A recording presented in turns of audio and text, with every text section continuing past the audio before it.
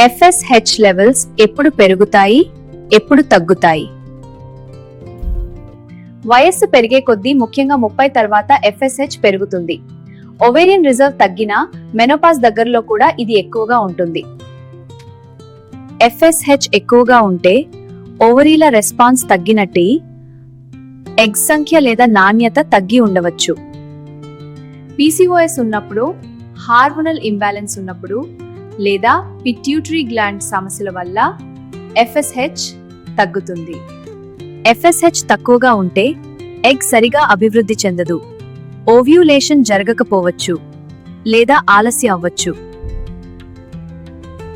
ఇలా ఉంటే ఆలస్యం చేయకుండా హార్మోన్ టెస్ట్లు చేయించుకోవాలి.